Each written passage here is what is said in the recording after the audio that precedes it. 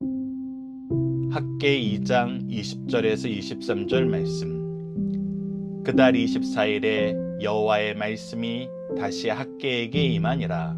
이르시되 너는 유다 총독 스룹바벨에게 말하여 이르라. 내가 하늘과 땅을 진동시킬 것이요 여러 왕국들의 보좌를 엎을 것이요 여러 나라의 세력을 멸할 것이요 그 병거들과 그 탄자를 엎드러뜨리리니 말과 그 탄자가 각각 그의 동료의 칼에 엎드려지리라. 만군의 여호와가 말하노라. 스알디엘의 아들 내 종 스룹바벨아, 여호와가 말하노라. 그 날에 내가 너를 세우고 너를 인장으로 삼으리니 이는 내가 너를 택하였음이니라. 만군의 여호와의 말이니라 하시니라. 아멘.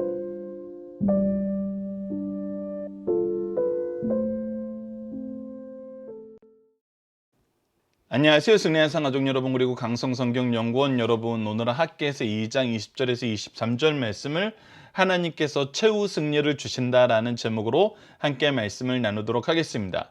오늘 본문 말씀은 학개의 마지막 말씀으로 학개서에 기록된 총 4편의 설교 중 마지막 설교에 해당되는 것입니다. 이 설교가 주어진 날짜는 지난 시간에 살펴봤던 것처럼 세 번째 설교와 동일한 9월 24일에 주어진 것입니다.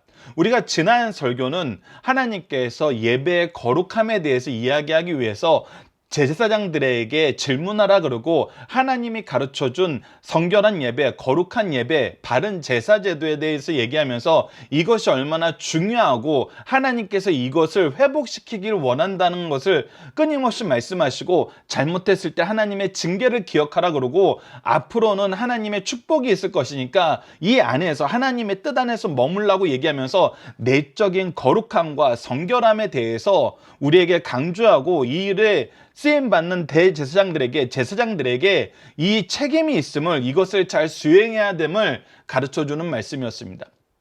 그리고 오늘 말씀은 이제 외적으로 우리가 하나님 나라의 통치를 드러낼 때, 하나님의 의로운 통치를 드러낼 때 바로 하나님이 세우신 일꾼, 하나님이 세우신 왕을 통해서 이것을 드러내는데, 하나님께서 지금 이 대상으로 스룹바벨에게 하나님이 주시는 말씀으로 우리에게 보여주시면서 앞으로 하나님의 일꾼들을 통해서 하나님의 의로운 역사가, 하나님의 승리의 역사가 우리를 통해서 어떻게 세상 속에 나타나게 되는지, 세상은 이것을 어떻게 경험하게 되는지, 이것을 통해서 우리는 승리를 어떻게 누리고 찬양하게 되는지를 가르쳐주고 있습니다. 자, 20절 말씀부터 보도록 하겠습니다. 그달 24일에 여호와의 말씀이 다시 학개에게 임하니라. 그래서 하나님께서 이제 말씀을 시작하는데, 조금 전에 말씀드렸던 대로 그 말씀을 듣는 대상은 우선 유다 총독 스룹바벨, 이 시대의 왕의 직분을 감당했던 바로 스룹바벨입니다. 유다 총독 스룹바벨에게 말하여 이르라. 내가 하늘과 땅을 진동시킬 것이요 여러 왕국들의 보좌를 엎을 것이요 여러 나라의 세력을 멸할 것이요 그 병거들과 그 탄자를 엎드러뜨리니 말과 그 탄자가 각각 그들의 동료의 칼에 엎드려지리라 라고 얘기하고 있습니다. 왜 이것이 스룹바벨에게 너무나 놀라운 말씀인지 우리가 역사적인 배경을 통해서 우선 한번 확인해 보도록 하겠습니다. 우선 내가 하늘과 땅을 진동시킬 것이요 라고 얘기했던 것은, 하나님께서 이 세상에서 가장 높고 가장 완전하다고 생각되는 이 하늘과 땅도 하나님께서 엎으시면, 하나님께서 움직이시면 이들이 하나님 앞에 떨 수밖에 없다는 것입니다. 하나님의 주권 앞에 무릎 꿇을 수밖에 없다는 거예요. 그러면서 구체적으로 뭐라고 얘기하면 여러 왕국들의 보좌도 없고 여러 나라의 세력을 멸할 것이라 그래요. 특히 이들의 세력으로 대표되는 것들이 뭐냐면 병거들이에요. 그리고 그 병거에 탄 용사들이에요. 근데 이 병거와 용사들을 어떻게 해요? 하나님께서 엎어뜨리신다는 것입니다. 자, 이것을 다시 한번 역사적인 배경을 통해서 보면은, 하나님께서 이스라엘 민족이 타락하기 시작하자 이스라엘 특히 북이스라엘이 멸망하는 시기부터 나타났던 아수르 제국으로부터 시작해서 바벨론 제국, 지금 그리고 이 학개서의 배경이 되는 메데아 바사 제국에까지 이르기까지 이스라엘 민족은 하나님께서 징계의 몽둥이로 쓰시는 그 민족들에게 계속 침략을 당하고 그들에게 패배를 경험하는 그런 나라였어요. 그래서 왕들의 보좌가 있지도 않고 세력이라고 주장할 만한 것도 없었고 병거와 용사들은 그들이 소유해 보지를 못했어요. 그래서 이것은 너무나 이들에게는, 이스라엘 민족에게는 넘을 수 없는 벽처럼 느껴졌던 거예요. 그리고 실제로 이 스룹바벨은 바사 왕국에서 총독으로 파견된 사람으로서 이 스룹바벨에 대한 명령권은 누가 가지고 있냐면 바로 여기서 나오는 이 왕국들이 가지고 있어요.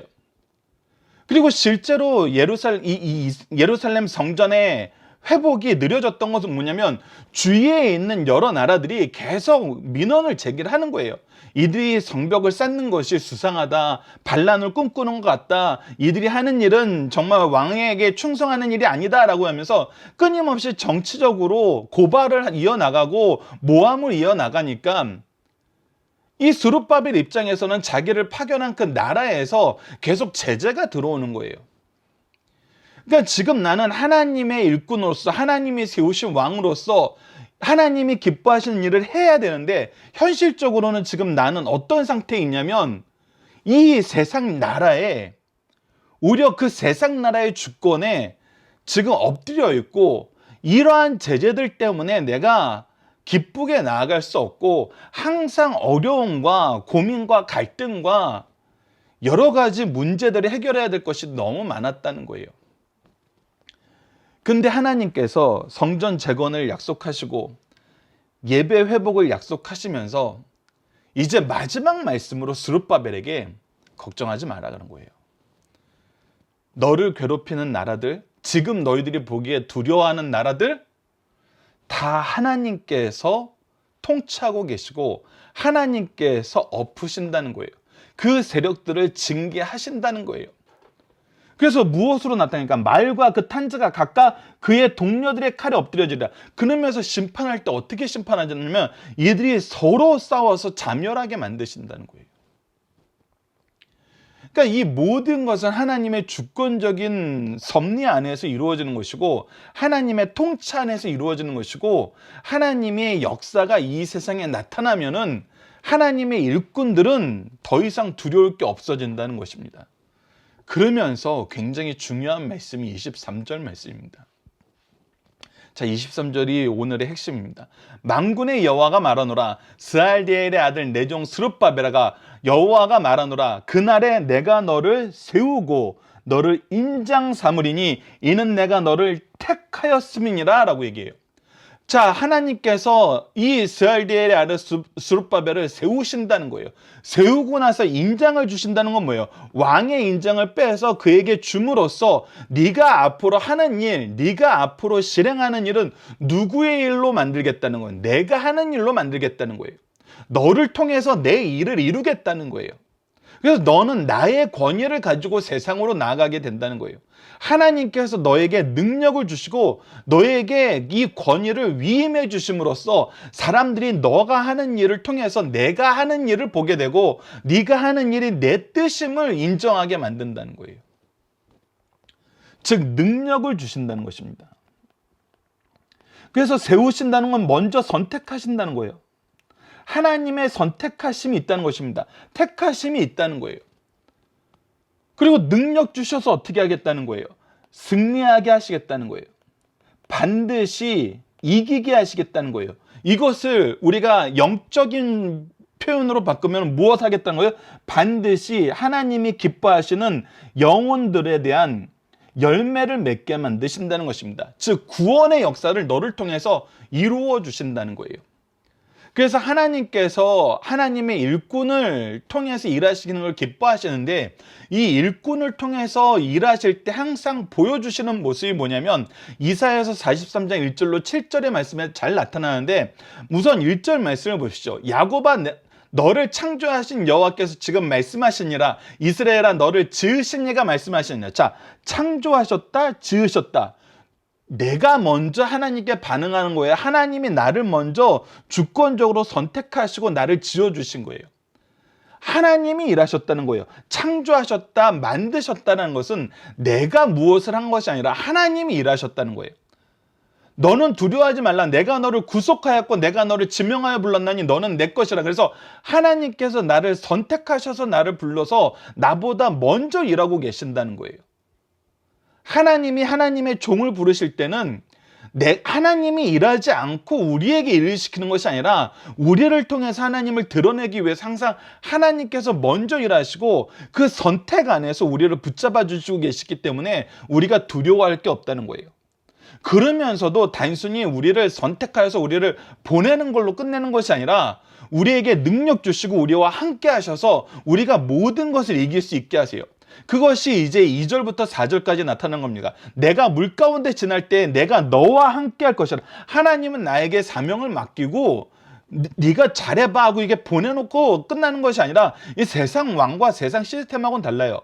우리와 함께 하세요. 강을 건널 때 물이 너를 침몰하지 못하게 할 것이며 보호해 주신다는 거예요. 불 가운데 지날 때도 타지 않을 것이며 하나님이 지키시니 이런 것이 있을 수 없다는 거예요. 불꽃이 너를 사르지도 못하리니 대저 나는 여호와 내 하나님이요 이스라엘의 거룩한 이요 내 구원자임이라. 내가 예굽을 너의 속량물로 구스와 스반을 너를 대신하여 주었고 내가 내 눈에 보배롭고 존귀하게 하며 내가 너를 사랑하였은즉 내가 너 대신에 사람들을 내어줘 백성들이 내 생명을 대신하리니 라고 얘기하면서 보배롭고 존귀한 능력으로 우리를 감싸 주신다는 거예요. 하나님의 능력이 우리를 감싸기 때문에 우리가 보배롭고 존귀하게 된다는 것입니다.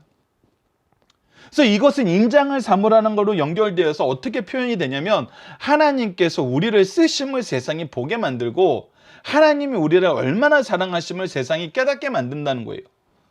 그리고 나서 무엇해요? 하나님께서 보장해 주시는 것이 있는데 그것이 뭐냐면 결과를 책임져 주시고 열매 맺게 하겠다는 거예요. 그 열매가 무엇입니까? 5절에서 부터 7절을 보면 두려워하지 말라. 내가 너와 함께하여 내 자손을 동쪽에서 오게 하며 서쪽에서부터 너를 모을 것이며 내가 북쪽에서 이르기를 내놓아라. 남쪽에 이르기를 가두어두지 말라. 내 아들들을 먼 곳에서 이끌어 내 딸들을 땅끝에서 오게 하며 하면서 하나님의 백성을 모으신다는 거예요.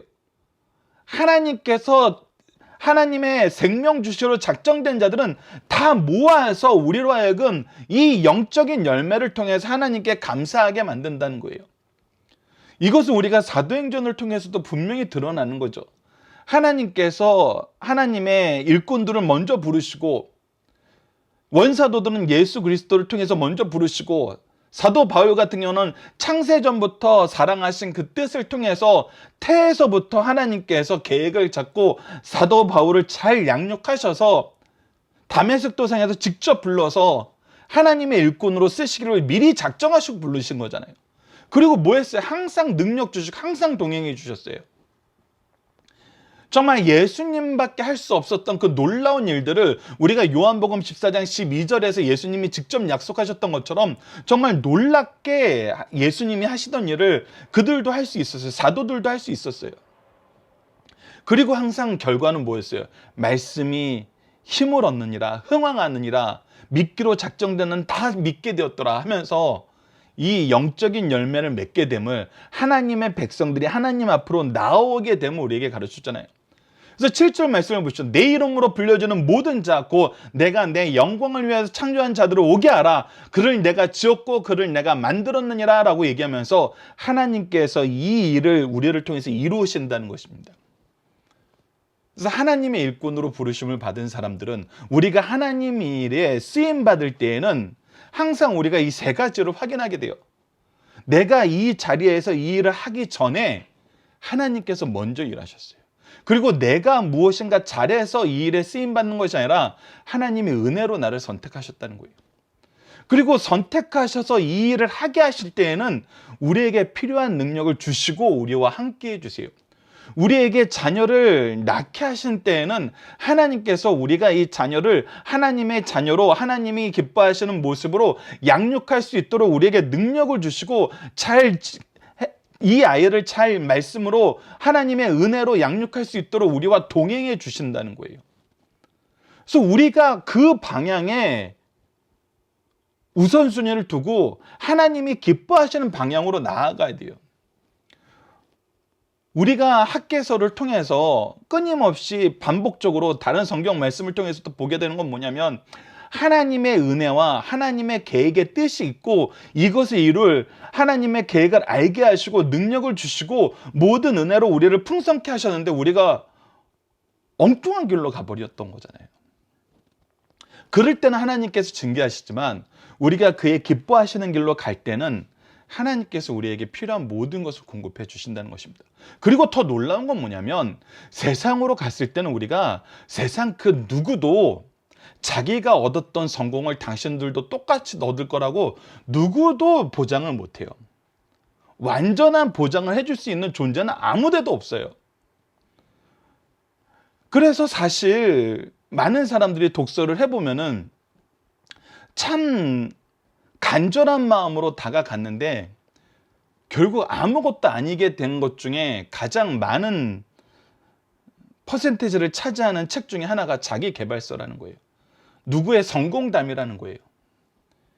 이것은 정말 케이스 바이 케이스고, 그리고 그 사람들이 우리가 알지 못하는 걸 또 포장하기 위해서, 그냥 선전하기 위해서 그냥 미화시켜서 얘기한 것도 많기 때문에 그것처럼 될 가능성은 전무한데, 근데 그것처럼 되고 싶다라는 희망만 불어주지 결국 아무것도 보장해주지 않는다는 거예요.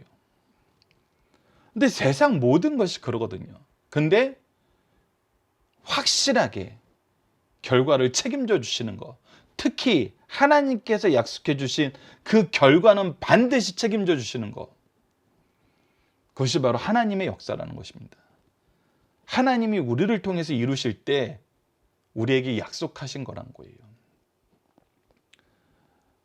이 말씀이 얼마나 우리에게 위로가 되고 큰 만족감이 되는지 모릅니다. 내가 사랑하는 자녀를, 제자들을 이 세상이 타락해감을 보고 정말 우리의 영적인 부분이 점점 연약해지는 걸 가는 걸 보면서도 정말 어떻게 해야 될지 모르고 정말 중요한 결정을 내릴 때 많은 흔들림과 두려움 속에서 떨다가도 하나님이 나를 통해서 이 자녀를 주셨는데, 하나님이 나에게 이 제자들을 맡겼는데, 하나님이 맡기실 때는, 하나님이 주실 때에는 필요한 걸 공급하시면서 나보다 먼저 일하시고 필요한 능력을 주시면서 결과를 책임져 주시는데, 우리가 하나님 믿고 나아가면 약속한 모든 거 이루어 주신다. 내 자녀는, 내 제자는 걱정이 없다. 사실 제가 어렸을 때 저희 부모님께 굉장히 많이 들었던 말씀 중에 하나가 이거예요. 하나님께서 너를 사랑하셔서 너를 반드시 하나님의 뜻대로 살게 하시지만, 그러나 네가 기억해야 되는 것이 뭐냐면 네가 거절할 때에는 하나님이 징계하신다. 그래서 주목하여 조심해야 될 것이 뭐냐면, 너를 징계하실 때 너는 속히 돌아와 회개해야 된다. 이 말씀을 항상 해주셨어요. 무엇을 아니까? 하나님이 우리를 통해서 우리에게 영혼을 맡기실 때, 우리에게 복음의 사명을 맡기실 때 이것을 책임져 주심을 아니까. 그래서 여러분, 이 말씀이, 오늘 이 본문 말씀이 너무나 은혜가 되고 너무나 감사하고 너무나 기쁜 말씀이라는 것입니다.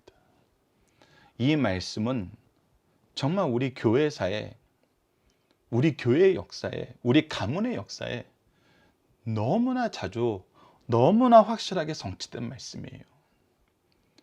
여러분들 이 말씀을 정말 이 세상 어느 가정보다, 어느 교회보다, 어느 성도보다 더 충만하게 누리시길 기도합니다. 자, 본문 묵상을 보도록 하겠습니다. 하나님은 하나님의 창조의 능력과 통치와 구원과 심판으로 어떻게 세상에 나타나시나요? 하나님께서 이 세상을 통치하고 계심을 직접 드러내서, 어떻게 드러내서? 이들을 심판하심으로, 하나님의 공의로운 심판으로. 그리고 그 심판의 모습이 항상 놀라운 건 뭐냐면, 그들이 자기를 드러내고 상대방을 무너뜨리기 위해 준비한 그것으로 이들이 심판을 받고 자기네들끼리 서로 무너뜨려요. 스스로 자멸해 가요. 절대 무너질 것 같지 않았던 그 나라들이 와르르 무너졌어요. 이런 곳에서 다니엘서에 나타나는 정말 이 나라들, 다니엘 이전부터 아수르 제국부터 시작해가지고 바벨론, 메데아 바사, 헬라, 로마, 이 나라들에 대한 교훈은 우리가 너무나 잘 알고 있잖아요. 역사에서 확인되고 있잖아요. 오히려 하나님의 백성들은 계속 이어져 오는데 이 나라들은 역사의 뒤안길로 사라져버립니다. 특히 이 나라들이 망할 때 항상 더 큰 세력에 의해서 지배받기보다는 안에서 분열돼서 망하는 걸 우리가 항상 봤잖아요. 자, 두 번째, 하나님의 역사가 이루어질 때 하나님은 그의 일꾼들을 어떻게 사용하시나요? 세우고 하나님의 능력으로 그를 보내고, 그리고 하나님이 선택한 인물임을 모든 사람들이 인정하게 만든다는 것입니다. 이 부분은 우리 적용하기 위해서 좀 더 보도록 하겠습니다. 자, 본문의 중심 사상입니다. 우리는 지금까지 2장 38절로 구성된 학개서를 5편에 나누어 상고하였으며 이제 마지막 말씀을 상고하게 되었습니다. 바벨론 포로에서 돌아온 백성들이 성전을 건축하다가 안팎의 어려움 때문에 공사를 중단한 채 만 14년이 경과하였어요. 그러자 하나님께서는 학개 선지자를 통해서 성전 공사 재개를 촉구하는 입장에서 4편의 말씀을 주셨습니다. 첫 번째 설교는 성전이 완성되지 못한 채로 방치되어 있음에도 불구하고 백성들이 평안한 집에 거하는 것은 잘못임을 가르쳐 주었어요. 아직 성전 재건의 때가 이르지 않았다는 핑계, 하나님이 정한 때를 무시하고 미루고 중요시 여기지 않는 이 핑계들을 하나님께서는 징계받는 행위라고 분명히 얘기해 주셨어요. 빨리 재개하라고 촉구하십니다. 백성들의 고난의 원인은 하나님의 전에 대한 무관심 때문임을 분명히 얘기해주고 계세요. 이와 같은 호소에 백성들을 감동시켜 스룹바벨과 여호수아의 지하에 재건 사업이 시작되었습니다. 두 번째 설교는 성전 공사를 하다가 나이 많은 분들이 전에 솔로몬의 성전을 보았던 노인들이 지금 재건하는 성전이 규모도 작고 내용도 빈약하자 낙심하고 있을 때 성전의 영광은 규모의 큰과 헤아림에 있지 않음을 가르쳐준 말씀이 바로 두 번째 말씀이었어요. 이 성전에 모든 나라의 보배가 이르리니 여호와께서 이전의 영광을 솔로몬의 성전보다 충만하게 하리라고 그들을 격려하고 위로하심으로써 계속해서 하나님의 뜻을 따를 것을 가르쳐 줬습니다. 세 번째 설교는 이제 성전 기초 공사가 마무리되자 그들에게 지금까지 내렸던 재앙을 거두시고 축복하시기 위해서 과거를 추억시켜 회개시키신 말씀입니다. 지금까지 지나온 것을 기억해 보라는 것입니다. 성전 공사가 중단될 때 너희에게 재앙이 내리지 않았냐는 거예요. 이제부터 내가 너희에게 복을 내리리라 하면서 재앙을 해제하고 축복을 선언하신 말씀이었습니다. 이제 마지막 4번째 설교를 통해서 우리가 이 성전 건축의 주도적인 역할을 한 총독 스룹바벨에게 주신 말씀을 우리가 확인해 봤습니다. 자, 본문의 중심 상단을 하나씩 확인하겠습니다. 첫 번째, 하나님께서는 범죄한 개인뿐만 아니라 나라들까지 반드시 심판하신다는 거예요. 스룹바벨은 바사 제국이 유다 총독으로 파송한 자입니다. 그것은 바사 제국의 명령을 절대 복종해야 될 위치에 있어요. 그래서 주권이 자기에게 있는 것이 아니라 이방 나라한테 있었어요. 그러나 하나님께서는 하늘을 진동시키고 여러 왕국 열국들을 보좌를 뒤엎으실 분이요 어떤 군사력도 깨트실 분이라는 것을 선언해 주십니다. 하나님께서 스룹바벨아 내가 너를 보내었으니 염려 말고 주신 사명을 바르게 감당하라고 격려해 주신 말씀이에요. 오늘도 어떤 권세하에 있는 자들에게도 동일하게 이 말씀으로 보장해 주신다는 거예요. 우리에게도 걱정하지 말고 하나님 뜻대로 나아가는 거예요. 두 번째, 어떤 일을 할 때, 특히 성전을 건축할 때 중심 인물을 세우시고 그를 축복하셔 귀하게 사용하십니다. 제2성전을 건축할 때는 스룹바벨을 역사의 주역으로 세우셔 그를 축복하시고 그에게 능력을 주어 그 일을 완성케 했어요. 광야에서 성막을 지을 때도 부사렐과 오홀리압에게 여호와께서 지혜와 총명을 주셔 그 일을 영광스럽게 감당하게 하셨어요. 항상 하나님께서는 하나님의 일꾼을 세울 때 능력을 더하세요. 오늘 우리 성도들에게도 하나님의 교회를 위해서 특히 성전을 건축할 때 그 일을 감당할 수 있는 인물을 세우시고 그 일을 감당하게 하신 후 하나님께 영광스러운 인물로 축복하신다는 것을 우리에게 보여줍니다. 세 번째, 하나님께서 많은 사람이 힘을 합하여 큰 일을 할 때에도 그중 각 개인의 업적을 반드시 평가하고 축복하신다는 거예요. 제2성전 건축에는 두 지도자뿐만 아니라 남은 바 많은 백성이 함께 역사했어요. 모든 일은 하나님의 주도하에서 역사해 주셨고 많은 무리가 힘을 합하여 역사했습니다. 하나님께서는 이러한 중에서도 개인을 결코 가볍게 여기지 않으시고 각자에게 맞춤으로 축복하신다는 거예요. 본문에서 그 대표적인 사람이 스룹바벨이었습니다. 이런 사람은 예수 탄생 전에는 예수님을 예표한 중요한 인물이 되고 탄생 후에는 예수님의 흔적을 가진 사람이 되는 것을 우리가 볼 수 있습니다. 자, 본문 다짐입니다. 스룹바벨이 흔들림 없이 일을 수행할 수 있는 이유는 무엇이었습니까? 바로 하나님께서 선택하셨고 하나님께서 세우셨고 하나님께서 능력 주셨기 때문에요. 자, 이것을 우리가 이제 본문 적용하기를 통해서 보도록 하겠습니다. 우리가 세상 사람들에게 인정을 받는 것은 우리가 무엇을 소유하고 있기 때문인가요? 자, 이것이 드러나는 것입니다. 우리는 세상 사람들 앞에 나아갈 때 어떤 모습으로 나아갈 때 정말 세상이 우리를 인정할까요? 우리는 세상에서 가장 높은 자리에 올라가서 이 높은 자리에 올라가게 하신 것은 하나님의 역사입니다. 하나님께 감사합니다. 이 얘기를 하는 것이 우리가 하나님께 영광 돌리는 방법이라고 생각하고 사람들이 하나님을 더 신뢰하는 것이라고 생각을 해요. 근데 여러분들 그것은 하나님의 산에 오른 게 아니라 세상 산에 오른 거예요. 우리를 통해서 하나님의 역사가 나타나는 것은 우리가 사람들 앞에 인정받는 것은 우리가 23절 말씀을 다시 봅시다. 그날에 내가 너를 세우고 우리를 봤을 때 아, 이 사람은 하나님이 세운 사람이구나. 너를 인장 삼으리니 이 사람을 통해서 하나님이 일하시는구나. 이는 내가 너를 택하였습니다. 아, 이 사람은 정말 하나님께 선택받은 사람이구나 라는 것을 인정하게 만든다는 거예요. 여러분들, 그래서 세상에서 우리가 보기에 세상적으로도 가장 성공했던 두 인물이 바로 요셉과 다니엘인데, 왜 그러냐면 애국과 바벨론이라는 완전히 하나님의 나라랑 반대되는 그 위치에 있는 두 나라였잖아요. 그런데 그곳에서 이 두 하나님의 일꾼들이 인정받는 모습을 보십시오. 이것을 우리가 잘 기억해야 돼요. 우리가 가끔 잘못 생각할 때가 있어요. 세상에서 성공해서 야, 저 사람이 어떻게 이 세상적으로 이렇게 크게 성공할 수 있는가를 보고 우리를 인정하는 것이 아니에요. 세상적인 성공은 우리가 결코 최고가 될 수 없어요. 절대로 최고가 될 수 없어요. 우리보다 높은 사람이 항상 있어요.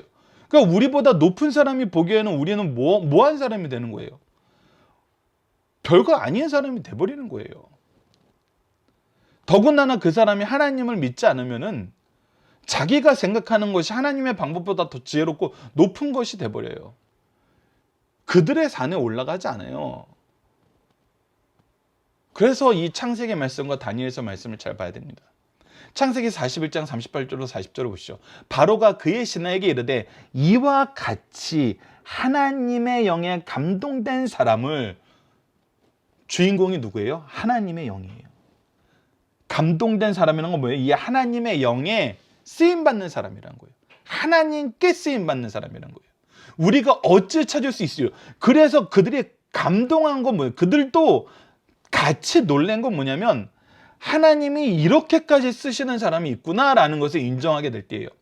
요셉에게 이르되 하나님이 이 모든 것을 내게 보이셨으니, 즉 이 사람을 통해서 나는 누구를 알게 된 거냐면 하나님을 알게 되고 하나님의 능력을 알게 되고 하나님의 일을 알게 되는 거예요. 하나님의 계획을 알게 되고 하나님의 뜻을 알게 되는 거예요. 이 두 사건 우리 너무나 잘 알잖아요. 하나님이 주신 꿈을 해석해 주는 거예요. 하나님의 계획을 드러내고 하나님의 능력을 드러냈을 때 세상이 놀라게 되는 거거든요. 너와 같이 명철하고 지혜 있는 자가 없도다. 너는 내 집을 다스리라. 그래서 맡긴 거예요. 너는 내 집을 다스리라는 건 뭐예요? 하나님의 뜻을 그들이 봤는데 하나님의 뜻을 얘기해 준 하나님의 일꾼들을 통해서 내 집을 다스림을 받기를 원하는 거예요. 즉 누구의 통치를 인정하는 거야? 하나님의 통치를 인정하는 거예요. 즉 세상이 하나님의 통치를 인정하게 만들고 하나님께서 세상에 하나님의 통치를 의지하고 싶을 때 바로 하나님의 일꾼들이 그 자리에 가서 영광을 받는 거예요. 하나님의 뜻 안에서. 이것을 우리가 기억해야 돼요. 그래서 우리는 항상 하나님께 예배하는 자로, 하나님의 뜻을 가장 잘 전달하는 자로, 하나님의 역사의 증거를 가장 잘 드러내는 사람으로 세상 사람들 앞에 서는 것입니다. 다니엘서 말씀도 동일해요. 2장 46절과 48절을 보십시오. 이에 느부갓네살 왕이 엎드려 다니엘에게 절하고. 그가 왜 다니엘에게 절해요? 다니엘은 느부갓네살 앞에는 자기의 속국의 가장 어린 청년일 뿐이에요. 이제 막 관직에 들어온 아주 보잘것없는 존재예요. 근데 그게 절하고 명하여 예물과 향품을 그에게 주는, 경배했다는 거예요. 이건 누구에게 경배한 거예요? 이것은 하나님께 경배한 거예요. 왜 그러냐면 왕이 대답하되 다니엘이 이르되 너희 하나님은 다니엘아 너를 찬양한 게 아니라 느부갓네살이 누굴 찬양한, 너희 하나님은 하나님을 찬양해요. 바로가 요셉을 찬양한 게 아니라 하나님을 찬양한 거예요. 참으로 모든 신들의 신이시오 모든 왕의 주제시로다. 참된 신이고 모든 주권이, 모든 통치가 하나님을 통해서 이루어진다는 거예요. 내가 능히 이 은밀한 것을 나타내었으니 내 하나님은 또 은밀한 것을 나타내시는 이시로다. 왕이 이에 다니엘을 높여 귀한 선물을 많이 주며 그를 세워 바벨론 온 지방을 다스리게 하며 또 바벨론 모든 지혜자의 어른으로 삼았다는 건 뭐예요? 하나님이 다니엘에게 지혜를 주셨는데, 우리나라가 하나님의 뜻에 순종하고 하나님의 뜻 안에서 살아간다는 걸 인정하고 하나님의 은혜를 나누는 사람이 되자, 하나님의 축복을 받는 민족이 되자라는 거예요. 그래서 우리가 나아갈 때는 철저하게 하나님의 계획과 하나님의 뜻을 가장 잘 드러내고 이 시대에 하나님의 역사를 가장 잘 가르쳐주는 사람으로 세상에 나타날 때 세상 사람들에게 인정을 받는 것입니다. 왜? 그곳에 유일하게 생명이 있고 참된 평안이 있고 참된 승리가 있기 때문이에요. 그리고 오늘 본문 말씀은 하나님께서 이것을 다시 한번 요약해서 얘기해 준 거예요. 세상이 너를 통해서 이것을 보리라. 내가 너를 내 일꾼으로 하나님의 통치 역사, 승리의 역사, 구원의 역사를 보여주는 하나님의 일꾼으로 쓰겠다. 이것은 또 누구에게 주어진 말씀이에요? 우리에게 주어진 말씀이에요. 우리를 하나님의 일꾼으로 쓰시겠다. 이번 주 공동 기도 제목은 교회의 회복을 위해, 예배의 회복을 위해 하나님이 주신 명령에 순종하며 받은 은혜를 하나님의 영광을 위해 사용하게 하여 주소서입니다. 오늘 본문 말씀을 통해서는 우리가 하나님의 일꾼으로, 복음의 증인으로 세상에 하나님의 뜻을 전할 때 세상에 하나님을 인정하고 하나님의 일꾼으로서 우리를 높임을 깨닫게 하시니 감사합니다. 우리가 스스로를 높이는 삶을 살지 않게 하시고 오직 하나님의 말씀을 바로 전하며 하나님의 뜻을 이루는 삶을 살게 하여 주소서. 하나님의 영광을 위한 삶을 살고 자신의 영광을 위하는 삶을 위해 하나님의 영광을 저버리는 어리석음을 범하지 않게 인도하여 주소서 기도하는 우리 승리하상 가족 여러분들, 강성성경연구원 여러분들에게 기도합니다. 감사합니다.